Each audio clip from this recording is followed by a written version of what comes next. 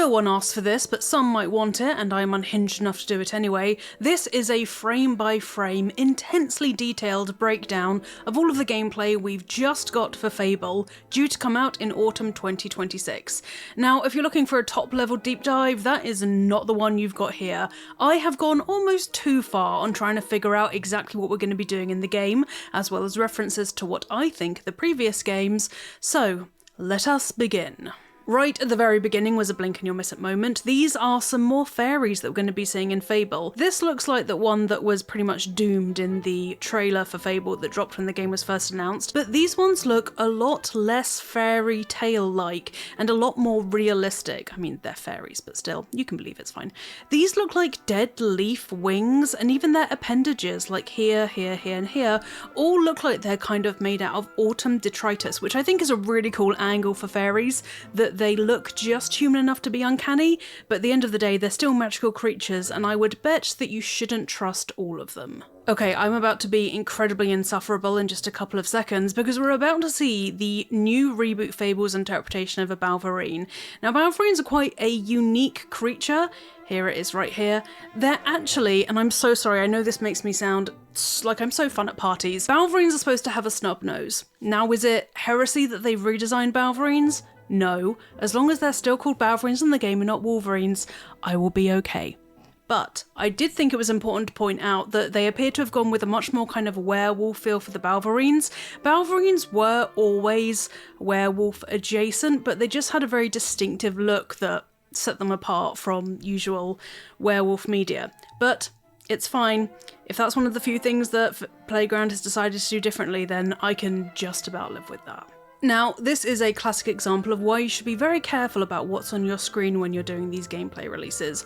Now, right here, this looks like Reaver's Mansion from Fable 3. Fable 3 wasn't my favourite of the Fable games, but it's still canon, and I say it because it looks like it's solitary, alone, on its own estate, very grand, and also there are what looks like hero statues placed and overgrown in the gardens. So instead of being Reaver's Mansion, which I would love Reaver to be in this, but I think it's a separate timeline. No, I know it's a separate timeline, so that's very unlikely. I think this might be something along the lines of a heroes guild perhaps, or maybe an abandoned chapel or worship house of some kind. The statues out here makes me feel like it was very significant to the people of Albion, but what do you think it is? It might just be a fancy house as well, because God knows there are enough fancy houses to buy in Fable by the looks of it, which we will be getting onto. Now, we're going to see Brier Hill very shortly. This is the village that your hero is going to be growing up in before they all turn to stone. One thing that I would like to point out here is that not only is the entire village built into trees and rocks and cliff faces, which is very cool, there's also a pub named the Rose and Thorn. Now, I believe that that's a reference to an earlier hero from the first Fable called Brier Rose. That is mainly just because it has the word rose in the title. Brier Rose is a rose that you find growing wild in nature, and Rose and Thorn definitely sounds less like a cultivated rose and more like a wild one. What's also interesting about this settlement in general is that the roses are blue, and I know that's a weird thing for me to point out, but roses are so typically red that it feels remarkable to me that the roses in Brier Hill are blue. Also, something to point out that we're going to be seeing in more detail later is this looks like a hairdressing shop, potentially. There are no wigs on the mannequins outside yet, but in Fable 2 in particular, there were mannequins outside of hairdressers' shops, and you could kind of see the hairdressing styles that you could buy. Something also important to point out is that Fable is going to be carrying the tradition of other Fable games as having you start as a young child, some incredibly traumatic event happening, whether that's your sister dying, your entire village being burnt to the ground, or being forced to flee your family home, which does have to be a castle, but still quite traumatizing, and then having the rest of the game you playing as an adult, which I really love. It really shows that Playground has gone back to Fable's roots, in particular in Fable 1, because Fable 1 had a very long section in the village at the beginning of the game when you were a kid, and I just think this really shows that Playground's priorities are in the right place. We're about to see quite a few gameplay locations pop up in quick succession, and I don't have much to say about them apart from one in particular where we get a glimpse of another pub, this is based on England after all, and also recurring imagery of pigs and kind of like pigs being equated with the rich. This is it right here. Now, although I can't make out what this pub is called, it looks like that might say Crown, I'm not sure. What I do know is that this is an image of a pig in a ruff, supposedly probably making fun of rich people, which they deserve it, and also a statue of a pig here. Now, in Bowerstone in Fable 2, there was a statue of a man riding a boar, and I wonder if this is like a little homage to that. But either way, this is obviously a different settlement you can go to. It doesn't look like Brier Hill at all. We don't have a mini-map in the corner, so I can't tell you exactly where it is, but whatever's going on here, I would wager this is probably a bakery, because it looks like this is wheat hanging up here, and this person is perusing different loaves of bread you can buy, and there's a for sale sign, meaning that you can buy it. There's also one in front of the pub, and buying pubs in Fable 2 was a favourite pastime of mine because they can bring in quite a lot of money if you know how to run them right. Now, the two shots after the pig pub do give us less to go on, but that doesn't mean that I can't talk about them at length and theorise. So right here, this looks like it could be a homage to Oakfield from Fable 2. Oakfield was a hamlet that was incredibly pastoral and honestly is my favourite place in the entire world. Yes, the real world to go. It had these great giant rolling hills of wheat and was incredibly idyllic. And the fact that this looks like a very small hamlet makes me think that this might be kind of in a similar vein. Next up, we have another location that has loads of details in it. It is the town square from what looks like Bowerstone, and there's loads going on in the background that I want to draw your attention to. A lot of these things you could easily miss if you were just watching it, so allow me. Right here, this looks like it could be either a missing poster or potentially it's about your hero. It looks like a person with long hair, so I would wager that either it's someone saying wanted for doing dickhead things, because you can be a dickhead or a rich twat in Fable as we now know, but it kind of looks more like a missing person format where you want a big image in the centre. Another thing to point out about this place is that there are for sale signs outside of all of these different stalls, here and here in particular. There's also, I don't think that's a for sale sign actually, I think that's a poster. But the fact that there are for sale signs outside of stalls means that, just like in Fable 2, you can buy stalls to start your retail empire. Stalls are a really good place to start off with when buying properties because they're quite cheap, and although they don't give you loads of money instantly or regularly in fact, they're affordable, so you can gradually buy up all of the ones in Bowerstone and then use the proceeds from them to buy residential properties or bigger shops. Now, because I am unhinged and I did zoom in on almost every detail in this scene, I can tell you that right here, one of these signposts reads the docks. So we're going to have a glimpse of the docks just a little bit later, but they are this way. I couldn't make out what these two different things are. That begins with a C, no idea what that begins with, but this is clearly just showing the directions you can go in Bowerstone.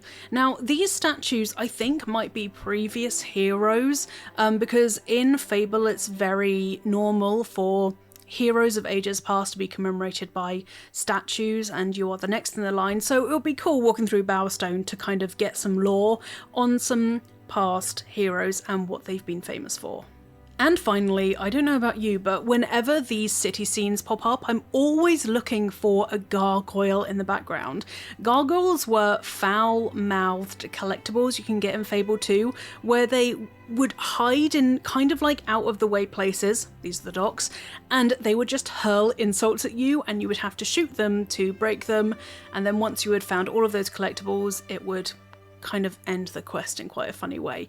But just walking through the streets of Bowerstone and just Albion in general and hearing something throwing completely out of pocket insults at you is something that I really hope comes back in Fable, because it was just so fun. It hurt my feelings, but it was still fun. This shot only lasts for a couple of seconds, so I'm just going to pause it here. This is Fairfax Castle. Now, Fairfax Castle is incredibly distinctive mainly because of this bit right here, this kind of lone tower with the walkway towards it. This probably implies that there's a royal family we're going to be coming up against, or maybe Lady Gregg has come back and this is somehow her manor. But what is notable about this castle Fairfax is this looks almost like Rapunzel's tower. And I think this reboot of Fable is going to be playing more into fairy tales and kind of making fun of them. So it wouldn't surprise me if there was maybe a Rapunzel-esque quest to do with this tower here. And next up, this is a familiar sight to anyone who's played any Fable game, to be honest. This is the famous Bowerstone Market toxin, the clock tower right in the middle of it that all of the NPCs mill around. And if this is playing homage to the previous Fable games, there will be a pub somewhere behind it called the Cow and Corset. I don't really have much more to say about this shot here, apart from the fact that you love to see a clock tower in the Fable reboot. It also looks like it's just across a bridge, which is perfect, because that was the way it was in the previous games. And I like that they've gone with the same kind of exaggerated architecture from the other Fable games as well. So, moving on. Now I'm going to have to pause it really quickly coming up to this shot right here because I think this is the Heroes Guild. The reason I say that, and I know it looks like a cathedral, but I think it's the guild, is because this right here is almost definitely the Bower Lake seal, which marks out heroes to like the rest of Albion essentially. So I think this is where we're going to be starting our hero's journey. Also, just a very small thing, I love that there are unicorns around this fountain right here. There are unicorn heads, and also these taps here makes me think this is just a drinking fountain for horses or for people, which is just cute. Okay, remember I mentioned gargoyles? I might have spotted one, and I know this is almost definitely wishful thinking, but humour me please. This is a discoloured bit of stone. Could that be a gargoyle, like, with the arms here? Do you see what I'm seeing? Just please say you do, feed into my delusion. Or it could just be a discoloured bit of stone in the towers themselves, which you can see all around this shot here. Either way, this looks like it's the hero's square. Evidently, this is someone important. I figure this must be a hero who was like kind to birds or animals or something. Otherwise, why would you depict them with a bird unless the bird signifies like peace? Potentially it's a dove, but this is the, I think safe to say, upper district of Bowerstone. The reason I know that is not only is it lovely and clean with no stalls on the streets, but everyone here seems to be dressed in a pretty dapper fashion, so I would wager this is like the upper district where only the nobles can afford property. And we're about to get a glimpse of those docks that I pointed out the signage to earlier. Now, the docks right here, what's really cool about this is that all of the buildings on this bridge, number one, very unsafe. Number two, historically accurate. Tower Bridge in London used to have tons of houses and shops all along it. So when you walked over it, you couldn't kind of tell it was a bridge unless you managed to get a sight of the Thames. But I love that they have gone with this medieval interpretation of the bridge into Bowerstone because it is historically accurate and it looks really cool. I don't have anything else to say about these docks here. You can see someone here is clearly trying to haul up some cargo, but there are docks and they look grim and grimy and dirty and I cannot wait to explore them. Now, this next bit here, remember me saying that I thought that building was the Heroes Guild? It's in the distance in this shot here, but this is also, I believe, inside of it.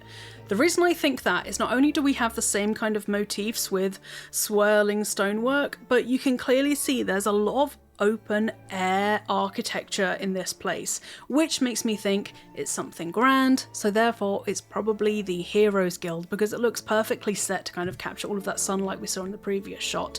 And this looks like an old hero, someone who's maybe more of a caretaker for the building and its charges than an active hero. They have the Bower seal on their armour, so this is probably like someone passing on the torch. They might even be giving you this sword, but it looked more to me like they were handing it over after you showed it to them to be like, look, I'm a hero, it has the Bower seal on it, therefore I must be. Also, I can fly off flames from my fingertips. Fly. Look, I told you I was going to be unhinged, and here we are.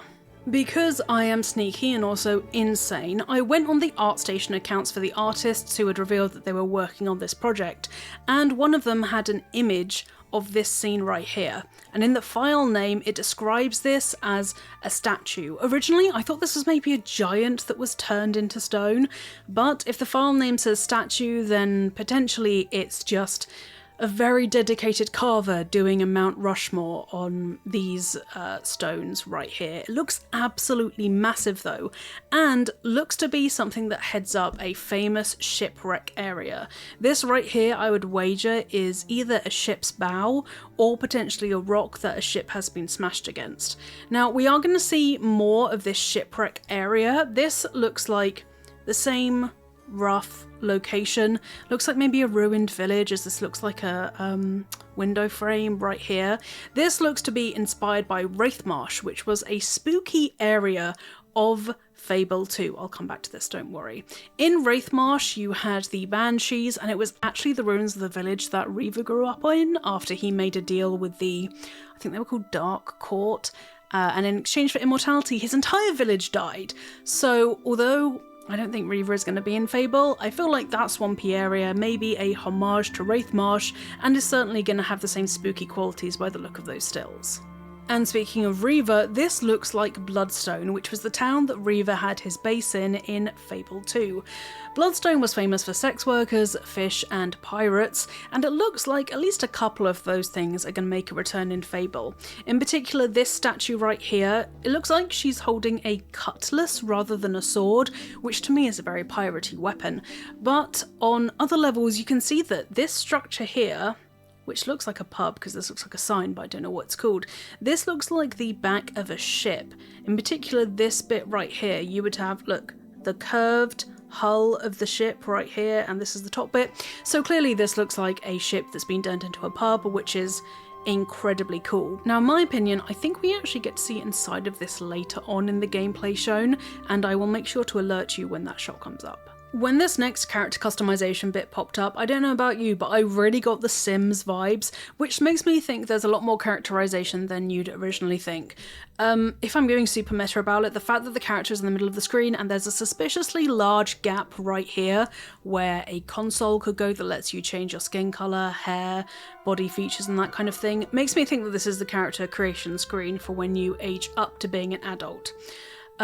We are about to see not only an incredible chicken costume, this is also a noble's outfit, which you can see the character wearing later on in the gameplay demo, when you notice that an NPC thinks you're a rich twat, which fair enough if you're wearing this outfit.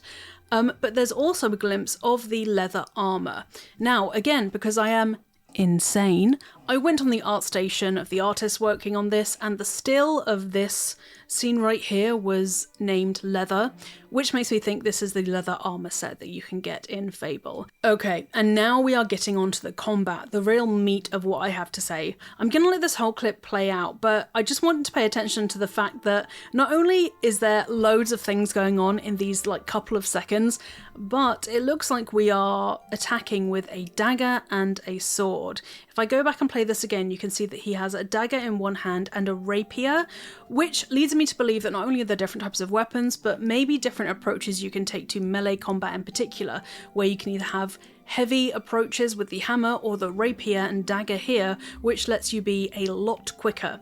This is the chicken spell that we saw happen to the hob right at the beginning of the gameplay showcase, but what's important to point out is the other spells that are down here on the bottom right hand corner. So chicken spell, this looks like force push, which has been in the other Fable games, this like a flame trap, and this might be float. I can't remember if float was in the previous Fable games, I don't think it was, but force push definitely was. Another thing to point out about this combat right here is that enemies have, I can't tell if it's either armor or guard, but they have 2 health bars. This one on the top here I think might be their armor or guard stance because it's slowly whittling down the more you attack these bandits, and underneath it is their health. As you can see, it's getting chopped down right here. Now this bandit, who hasn't been attacked as much as this poor sod, has a much higher, let's just call it armor from here on. So the combat system isn't what I thought it was going to be. It appears to have a lot more detail than the combat system of old, and in other gameplay clips we're going to see, there's a lot more being played around in terms of that armor bar on top. It changes for different kinds of enemies. Where are we fighting? I hear no one ask. I think a graveyard, because these are ledger stones on the floor that typically go on top of graves, and it would make sense if bandits decided to desecrate a place of immense respect that symbolises the society they have broken off from and continue to rebel against. In this next bit here, we see the use of a bastard sword. A bastard sword is what our hero is wielding, and it is a sword that can be wielded using either one hand, like right now, or with 2 hands like in this finisher right here. Now that is 3 different weapons so far. We have the rapier and dagger, we have the hammer, great hammer probably, and the bastard sword. And also, now that this person's guard is down, it's been whittled down over the course of the last couple of seconds by the hero, you can see that there's the opportunity for a special attack that immediately KOs them. And I think that's a pattern that we're going to see in the other enemies in Fable, is that you have this kind of like immediate knockout ability that you can do. But see the fireball being used right here against this poor person, and yeah, it's a 1 hit apparently. I would not want to be him. Another different enemy right here. This is a heavy enemy and it has a great axe. I would wager this is the bandit leader because this is almost definitely a throne right here. Here is even a chest that you can open, and if it doesn't have white light spilling out of it, then it's not Fable in my opinion. But either way, this is the bandit leader. You can tell because he is a lot bigger than the other bandits and also has a unique weapon, a great axe. Interestingly, it doesn't have an armor per se, but they do have what I think might be a stamina bar underneath their health bar, because every time they attack with the great axe it goes down ever so slightly, like right here. A chunk of it went. So I think with these heavy enemies, instead of having to break their guard, you kind of have to get them to exhaust themselves before you can then come in with your weapons and turn them into shish kebabs. Also, this bandit leader had a bad breakup, because is it just me or is this a portrait that has like multiple different arrows and weapons in it? This looks like a portrait of someone. Torso here, head here, and evidently it did not end well because it is all kinds of messed up. From human corporeal enemies to ones that are most definitely incorporeal. Next up we have the Will-o'-the-Wisp. Will-o'-the-Wisp isn't what it's called for sure, but I mean, I feel like it's probably going to be. Will-o'-the-Wisps are motes of light that lure travellers into swamps to then drown them, and this looks like a very similar entity, except it has a lantern for a head, which is so cool. From the lantern, this kind of like aura starts to drop in just a couple of seconds right here, which I think means that they're about to try to spawn some enemies. Again, if we go back to Fable 2, there was an enemy type called the Banshee, and Banshees could spawn shadow children, which yes, is absolutely horrific. So this may be a very similar enemy where it's kind of more of a buffer than a straight up threat on its own. Hobs are one of the most disturbing enemies in the Fable franchise, in my humble opinion. Canonically, they were, I don't know if they still are, kidnapped children who have been turned into these grotesque little monsters, and they are a right pain in the arse. Now, unlike in Fable 2, one of the reasons and ways you could tell that these used to be children is that they would dress in clothes, and it was all kind of uncanny and spooky, to be honest. Maybe stronger hobs will be in clothes, but these just look like pretty basic ones with clubs. And they're not very good with those clubs, to be perfectly honest with you, because you can see that when, I think it's this one who starts to swing his club around, look, this guy right here hits their buddy and knocks them out, / kills them. Very sad. But that means that there is friendly fire among enemies, at least among hobs in Fable, which I think is really sick. I love the idea of being able to cause absolute chaos, maybe literally with the spell, and making all the hobs fight each other. It's just really cool little detail. Next up is that machine gun crossbow that I mentioned earlier, and it fires arrows so quickly, but the arrows have no effect against this hollow in particular because although it doesn't have an armor bar above its health, it does have armor, meaning that the arrows hitting it are basically useless. That is until the arrows are used to aim at its very bony legs, and then you can smash it with the hammer. This indicates, I think, that against hollows, piercing damage might not do a lot, and instead you need percussive or blunt damage to do any real harm to them. Because unless you try really hard, you can't pierce bones with arrows. So it would make sense that you needed to bring out the hammer for fighting hollows. The Cockatrice fight is fairly straightforward, and I don't have tons to say about it, apart from the fact that it does show off the parry that you can have in Fable. In just a couple of seconds, we're going to see 2 parries there and there in very quick succession. And again, much like the bandit leader that I mentioned earlier on, although the Cockatrice doesn't have an armor gauge, it does have a stamina gauge, and you're about to see that when it goes on the floor, the stamina gauge begins to fill up very quickly because it's getting its energy back, you see? So with boss enemies or mini boss enemies like the Cockatrice, it looks like it's going to be a case of having to whittle it down, and then when it's prone like this, it's going to be recharging its enemy, but that's the perfect time for you to strike. And that hero just struck with Cloud of Daggers, which is a spell from the previous Fable games. I love that Playground are doing all these different nods to the previous will system in the previous Fable games. I think it really shows that their heart's in the right place, but there is a new spell here that I've not seen before. This looks like a teleport spell. This wasn't in any of the previous games, but I don't think I need to spell out how it's going to be used. It wouldn't be Fable without an incredibly monotonous minigame that somehow you can still do for absolutely hours if it means you get just a tiny bit of gold in your pocket. And that's all I have to say about that. The NPC system in Fable is very in-depth, and each NPC has a word to describe how they see the world. So right here we have Rosamond, who is charitable. You can be either a commoner or a noble so far. I wonder if they might have like bandit later on. But in terms of the kind of qualities that NPCs can have, I've looked through all of this gameplay, and I can tell you that you can be, or you can meet NPCs that are charitable, cowardly, vain, kind-hearted, artistic, greedy, opinionated, sensible, humble, and lazy. These adjectives will inform how they see you. So reputations you can gain throughout Fable by doing certain things. So generous, I assume, is probably from giving a beggar some money, or maybe giving gifts to some various NPCs gets you the generous trait. And their adjective here will interact with this reputation you have to give what they think of you. So for example, even though a charitable commoner might see that you're generous and think that you're caring, a lazy commoner might see that you're generous and think that you're gullible. That last one there is just a theory by me. There's nothing to actually say that's how the system works. In Fable, you can do things with and to NPCs. You can date them, have sex with them, have them move in with you, have a baby with them, and get married. If you want to date them, it does appear that your date will get a little bonus if you give them a nice gift before you go off on your date.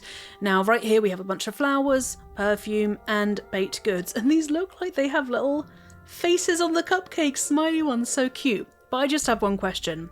Where the hell is the crunchy chick? If there's not a crunchy chick in Fable, I will riot on my own outside of the playground offices. A scene is coming up that is absolutely filled with things to spot and point out, but the most important thing is that we know canonically in Fable there is such a thing as the sausage roll. Are they Gregg's sausage rolls? I don't know, but I kind of hope so. This scene right here in the children's playroom gives us loads of information about the world of Fable. Tons of nods to different fairy tales can be seen in this one very brief scene here. For example, we have the Frog Prince on the mantelpiece, we have Cinderella's pumpkin carriage, we have sausage rolls, which I keep getting distracted by, we have the wolf from Little Red Riding Hood, and a toad, which could either be the Frog Prince or it could be a cheeky little reference to the toad from the announcement trailer for Fable. Also, I feel like these are stocks that you can put dolls in, which would be a very Fable thing to have. And those of you who have been dragged around antique fairs by your parents will recognise these two dogs here. These are Staffordshire dogs. They are a very specific type of porcelain ornament that you can find all around the place in England especially, and they might be a little nod to the dogs that you could have in Fable. Now, I don't know about you, but I swear I've seen this before.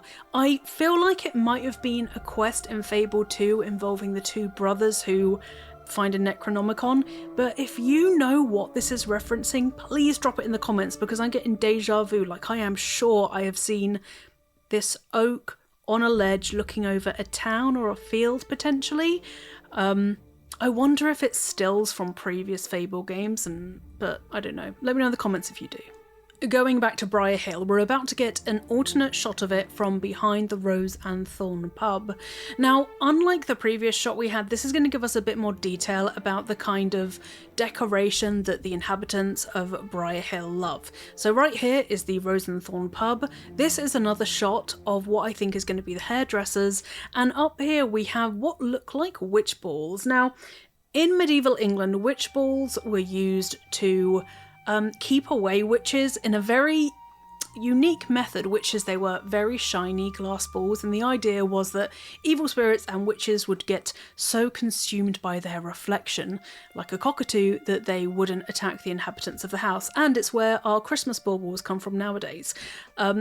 Whether that will actually be a thing in Fable remains to be seen, but I love that there's this little nod to folk tradition from England in Fable. And the entire place looks absolutely stunning, just really beautiful. Hi, I've switched places because I need to show you the minimap. Right here, I swear, this is a card game icon. There's one card here and another card here, which I think shows that you can play card games in Fable just like you could in the previous Fable games. You would bet amount of money and then play against some shady figure and hopefully walk away with more money than you started with. We also have what looks like a well icon here, potentially a wishing well. That is quite a fairy tale centric item to have, but I don't really know what purpose that could serve. And here this is an apple, which is a food store, I assume. Once again, outside of here we do get a couple of glimpses of different NPCs and the qualities they can have. So here we have Leslie, who feels indifferent towards you, a cowardly commoner, and then right here we have Parminder, who is a vain commoner. Just again, showing the different qualities that NPCs can have. You should pay attention to the mask above them as well. It will be smiling if they like you, blowing a heart if they have a crush on you, like this if they're indifferent towards you, and later on we're going to see one that definitely doesn't like you because you fired him. Can't blame them, honestly. Nearing the end of the gameplay showcase now, we have a butcher's shop with this NPC who you hired, which has the incredible, slightly dark detail of having pigs as its mascots. And pigs are probably in frame a lot because there's lots of sausages around. Anyway, this is an NPC that you've hired, Zara. She is kind-hearted and she likes you, and this little icon here shows that you've hired her. Now down here we have loads of different options. I think this is flirt. This is probably more business options.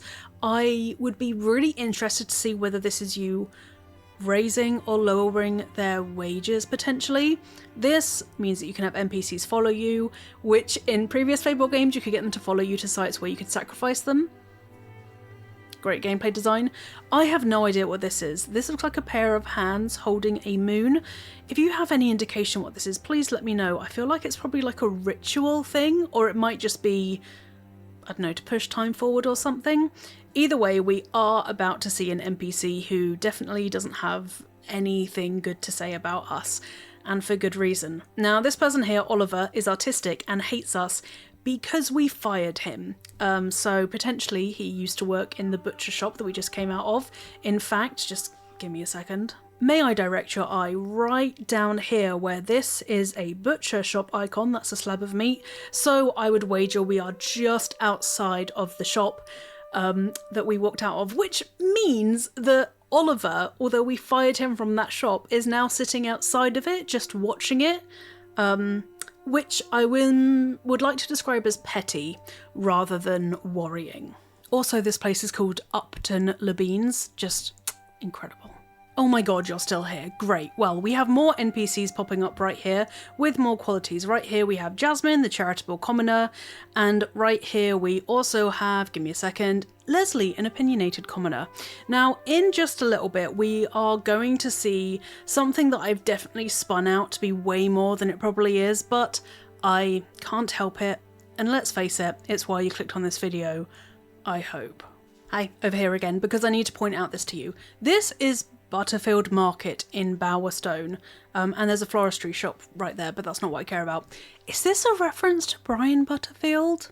Still down here, we have a bounty board, which is where you're going to pick up jobs to be the bestest hero that ever there was. And up here, I just need to give props to Playground again. This is a medieval illumination of a frog. If you look at other medieval illuminations, you can see this is pretty much exactly how they depicted them, or would be if they depicted them looking straight down. But just the attention to detail is fantastic. Right here, I feel like this is probably a fairy. This looks like a face here, and the wings look very similar to the fairies that I told you about right at the beginning of the video, if you've somehow stuck around that long. And this is a fancy toy shop for fancier kids. In Fable and Fable 2, maybe not Fable actually, you could buy shops, so this is probably going to be a case of getting to raise the price and lower the price. And I've just noticed the Balverine grandma has glasses on! Oh my god, that's incredible. Okay, before we get insulted by a commoner, and rightly so for being a rich twat, I need to bring your attention to the minimap yet again. Right here we have a bookshop. Bookshops in Fable 2 you could use to buy books that would give your dogs extra skills. Now, I think it's pretty much confirmed dogs aren't going to be in Fable, boo, but the bookshop could indicate that you're going to be able to buy books that will give you different like tiny skills to use, like maybe more effective at digging up chests, for example, in the wild or something similar. Right here is an example of what commoners and NPCs look like if they do not like you, and she does not like us because we are a rich twat, which is very fair. Again, this is the outfit I pointed out God knows how long ago, that this is the rich twat noble outfit. And in fact, when I was looking at those ArtStation artist profiles, I found out from one of the file names that this is in fact crushed velvet. It's beautiful. Okay, this is the last thing I'm going to talk about, and by last thing I mean last scene, so probably like 5 more things or something. We're about to see a market in the noble part of town. So right here we have 2 NPCs who I described using the noble name, not commoner, because they are rich. And also there's a sleeping apple sign here. I have no idea what that would indicate. Maybe the stall is closed, or the stall owner is on lunch or something. And back here we have the Staffordshire porcelain dogs that you could see in the kids' room from earlier in the gameplay. I know for sure that this sleeping apple is some kind of merchant stall because I paused it at exactly the right frame. This is the awning from one of the stalls, so whoever is selling here, it might be something like poison apples or potions or drugged food that you can feed to people, which would be quite a Fable thing to do, to be perfectly honest. One more thing in this bit, I just want to point out this guy's incredible hat. Not just because it's an incredible hat, but because it looks like the wizard hat from Fable 2, which also had a feather in it at a jaunty angle and was vaguely pointed. I lied, one more thing, there's a frog on the end of this wall, and I think it's really cool and cute. Okay, oh my god, I think I'm done. That was my completely unnecessary, unhinged breakdown, literally frame by frame, of all of the Fable gameplay we have seen so far. I am begging you, if you have liked this video, please subscribe to Eurogamer for more Fable content, which yours truly will be making. Jim also loves Fable, so he'll be coming out with some things as well. But also, if you like this video, please do what you can to share it, send it to people who might also like it, because honestly, the more interaction this video gets, the more width I have to do more unhinged deep dives like this, not just for Fable, but for other games as well. So if you're interested in knowing way too many details about video games that probably only I find interesting, then please do all of those things. Thank you so much. If you liked this video, and if you made it to this part in the video, I'm going to assume you did, please drop it a like, as that would help me out massively. And now I am going to go and probably download Fable 2 and start playing it, because it's my favourite Fable game, and honestly I don't know if I can wait until autumn for this game to come out, but I'm gonna have to, as will you, so we're in this mess together. I'll see you folks next time.